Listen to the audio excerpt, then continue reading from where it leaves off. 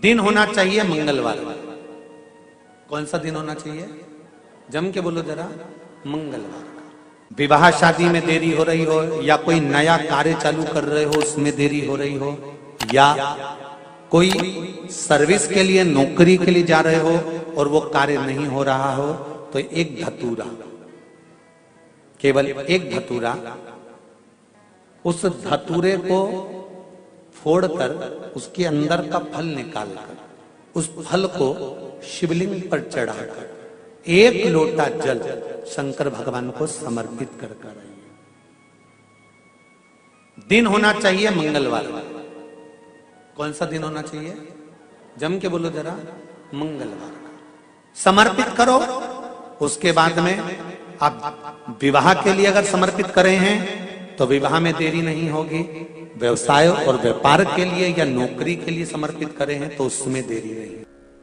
तुम जिस दिए में भगवान की आरती उतारते हो, जिस दिए से तुम भगवान की पूजन करते हो, उस दिए की बत्ती को नीचे डाल दीजिए और उस दिए को पानी की बाल्टी में धो दीजिए। कौन सी बाल्टी में? जिस बाल्टी के पानी से आप बच्चे को स्नान करा सको। मारा केवल भगवान पर से ले जाकर, पास में से ले जाकर उस बाल्टी में थोड़ी देर डाल दो और उस बाल्टी के पानी से उस बच्चे को स्नान करा दीजिए।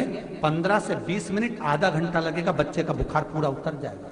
इतना विधान है दीप का। जब आप पशुपति व्रत कर रहे हो या कोई नियम धारण कर रहे हो या कोई आपने नियम उठा रखा है और वो कार्य आपका हो ही नहीं रहा, आपने 2 बार पशुपति व्रत कर लिए, आपने ये कर लिया, आपने प्रदोष कर लिया, आपने सोमवार कर लिया, आपने सारे अनुष्ठान कर लिए, बहुत सारे उपाय भी करे तो भी नहीं हो रहा है, तो इस बीच वाली पत्ती पर शहद लगाकर बाबा का जो शिवलिंग है उस शिवलिंग को इसको छुआ दीजिए या उससे चिपका दीजिए और उस पर अपनी हथेली रखकर कामना कर कर वापिस घर को आ जाइए। बाबा आपकी वो मुराद शीघ्र 3 महीने के अंदर पूरा कर ही देता है। ये पक्का। तो 3 नियम अपनी जिंदगी में धारण कर लें। अगर ठेला लगा रहे हैं रोड पर, अगर आपके पास में कोई व्यापार नहीं, कोई दुकान नहीं, कोई सर्विस नहीं, कोई नौकरी नहीं, 3 नियम जिंदगी में। पहला, एक बार जिंदगी में पशुपति व्रत अवश्य करो। दूसरा, प्रत्येक प्रदोष एक शंकर जी के मंदिर में दिया और एक अपने घर के दरवाजे पर दिया अवश्य लगाओ, प्रत्येक प्रदोष।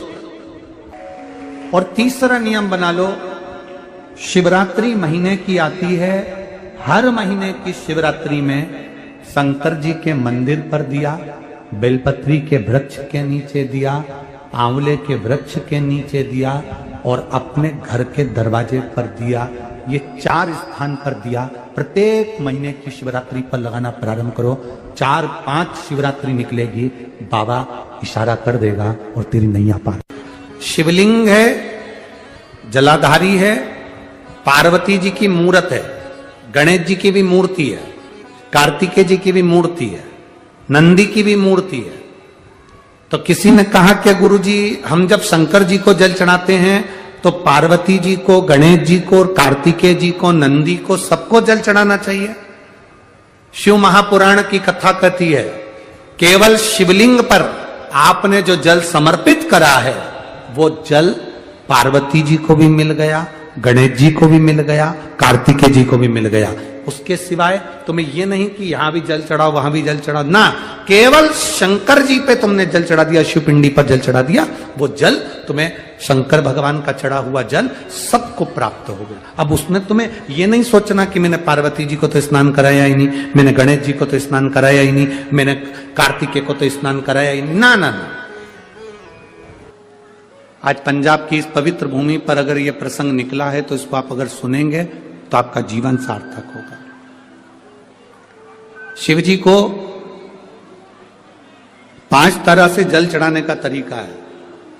जैसे पंचामृत होता है, दूध, दही, शहद, घी, शक्कर, ये सब पंचामृत के अंतर्गत आते हैं, उसी तरह शंकर जी को 5 तरह से जल चढ़ाने का क्रम वर्णित किया गया। अब उसको समझेंगे, बहुत सावधानी से समझिएगा। पहला, जल लेकर आए, सीधे डायरेक्ट शंकर भगवान के शिवलिंग पर चढ़ा दिया, ये प्रथम जल का चढ़ाने का तरीका। दूसरा,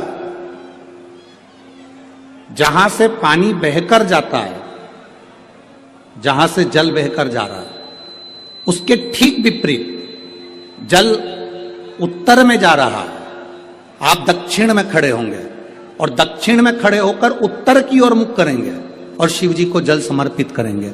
ये रोग मुक्ति करने वाला है और हमारे रोग पर हमें विजय प्रदान करने वाला है। ये जल चढ़ाने का तरीका। एक सीधे मंदिर में गए, लोटा भर कर जल उठाया, शिव जी को चढ़ा दिया। दूसरा जल जहां से पानी बहता है, शिव जी का चढ़ा हुआ जल जहां से बहकर जाता है, उसके ठीक विपरीत में शिव जी का जल इधर जा रहा है तो तुम यहां खड़े हो, तुम यहां बैठो, यहां मत बैठना, यहां मत बैठना, इधर बैठो। अगर रोग का निवारण है तो यहां बैठकर। तीसरा, अशोक सुंदरी से जल चढ़ाते चढ़ाते शिवलिंग तक लेकर जाना और शंकर भगवान के शिवलिंग पर पूर्ण जल समर्पित करना। यह तीसरा तरीका, यह कार्य की सिद्धता के लिए।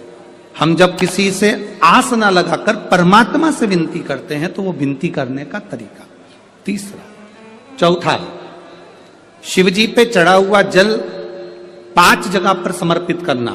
गणेश जी, कार्तिकेय, अशोक सुंदरी, शिवलिंग और जलाधारी, ये चौथा क्रम है। और 5वां जल समर्पित करना,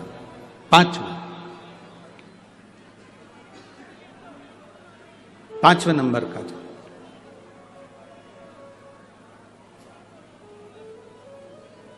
शिव जी को 5 नंबर का जो जल आता है, जो जलाधारी है, ऊपर जिसमें पानी भरा रहता है और नीचे एक एक बूंद टपकता रहता है, जलाधारी में जल समर्पित कर कर उसी जल को बचाकर अशोक सुंदरी वाली जगह पर थोड़ा सा चढ़ाकर उसी में से जल शिवलिंग पर जब हम समर्पित करते हैं तो हम जिस कार्य के लिए जा रहे हैं वो कार्य सफल हो।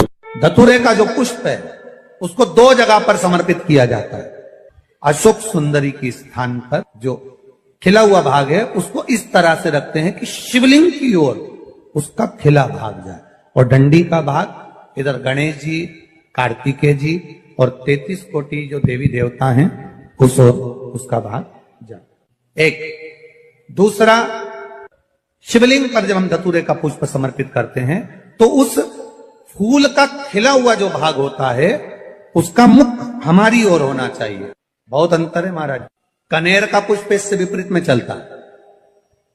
कनेर का जो पुष्प होता है उसकी डंडी का मुख हम अपनी ओर रख लेते हैं और खिला हुआ भाग महादेव की ओर कर देते हैं। कहते हैं जिसका व्यापार ना चले, व्यवसाय ना चल रहा हो, बहुत ज्यादा कष्ट में जीवन निकल रहा हो और बहुत ही ज्यादा तकलीफ हो रही हो, तो धतूरे को हल्दी में डुबोकर शंकर भगवान को 12 बजे समर्पित करें। उस धतूरे को वापस उठा लाएं 5-10 मिनट के बाद, श्री शिवाय नमस्तुभ्यम बोलकर लाल कपड़े में उसको बांधकर व्यापार वाली जगह में कहीं पर भी उसको बांध दिया जाए। व्यापार पीछे नहीं हटता, व्यापार अग्रण्य भाव में बढ़ता चले जाता है। महाराज, हल्दी में डुबोना पड़ता है। जलाधारी, अशोक सुंदरी वाला स्थान, ये जो जलाधारी है, बेटियों के स्थान से जलाधारी तक जो कनेर के माला बनाकर स्पर्श कर कर लगा देता है, शिवरात्रि के दिन प्रदोष काल के समय पर उस पति पत्नी में कितना भी झगड़ा हो रहा हो, आपस में प्रेम बनना प्रारंभ हो जाता है। अदालत का केस धीरे धीरे समाप्त हो। ये भी अलग अलग होता है। पहला दिया होता है पणाती दिया। मैं चैनल वालों से कहूंगा, अगर आपके पास में अगर, क्योंकि हमने पहले भी कथा में कहा कि जिस जिस जगह का स्मरण कराएं उस जगह का फोटो भी आप दिखाएंगे तो उसका आनंद कथा सुनने वालों को, ऑनलाइन वालों को मिलेगा। पहला होता है पणती दिया। ये पणती दिया मट्टी का दीप, जिस दीप के अग्रभाग को थोड़ा सा बड़ा कर दिया जाता है, उसको पणती दिया कहते हैं। ये पणती दिया जब भी भगवान के सामने लगाया जाता है तो इस दिए को सम्मुख में जब रखा जाता है तो दिए का जो लोकी मुख होता है वो अपनी ओर होना चाहिए। पणती दिए की जो लो है, बाती है, उसका मुख अपनी ओर होना चाहिए। विष्णु पुराण कहती है अगर इस दिए की बाती भगवान की ओर रहती है तो हमें तपन की अनुभूति होती है, पर इस दिए की बाती जब हमारी ओर होती है तो हमारे शरीर में कोई बड़ी बीमारी आने वाली होती है तो वो कट जाती है, हमारा पड़ती है। विष्णु पुराण में दूसरा दीप कहा गया है निरंजन दीप। विष्णु पुराण में दूसरे दीप का वर्णन निरंजन दीप। जिस निरंजन दीप में महाराज आपने देखा होगा डमरू जैसी आकृति होती है। अगर चैनल पे कथा देख रहे होगे तो इनके पास में अगर होगा तो अवश्य दिखाएंगे।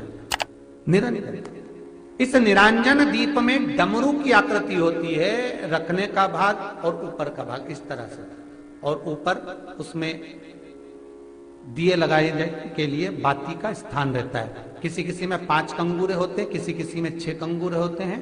इसको निरंजन दीप कहते हैं महाराज।